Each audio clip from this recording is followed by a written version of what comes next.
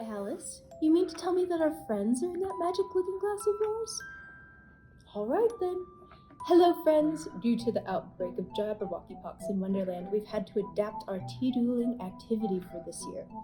Now, the first thing you'll need to do is to prepare your tea for your dueling, and once you've done that, maybe with the help of an adult, you will set your tea on your placemat just a little bit back. Now, the goal with the placemat is to protect things and to keep things underneath it clean. So we want to scoot it just a little bit inward, but in the middle. And I don't know if you know this, friends, but you can use your finger as a measuring tape. So 1 knuckle is 1 inch and 2 knuckles is 2 inches. And then you're going to take your cookies and you're going to set them off to the side in the corner of your placemat. Now, when you duel, you will take a cookie, you will hold the cookie thusly, and on the count of 3 with your dunking partner, you will say 1, 2, 3, dunk. 1, 2, 3, 4, 5, and get a good nom. Now then, we will examine our placemats for crumbs and drips, and of course if your cookie breaks, that is called a splash. And I have 1 drip and 3 crumbs, and that's 15 points. 15 penalty points, friends. Now, if my partner had had a clean nom with no crumbs or drips, then they would have beat me in this duel.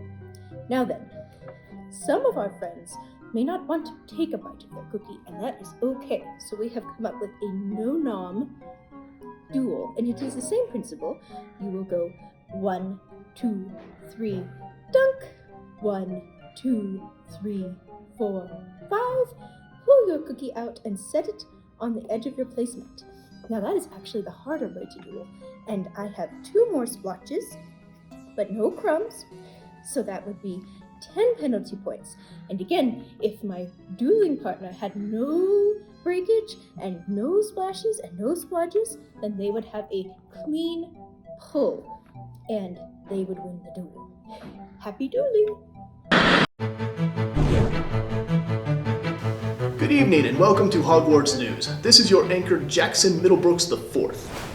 Paw Patrol. That series is actually about a post-AI apocalypse initiative to create AI-enhanced subservient animals. Think about it for a second. All the adults are comically incompetent, and 1 child runs all of the fire, emergency, and medical services for a small town. This is actually not what's going on. Ryder is conducting training exercises for the pups to take over in this apocalyptic wasteland. That is why Mayor Humdinger is never arrested, and they can fund all these activities with such a minuscule tax base.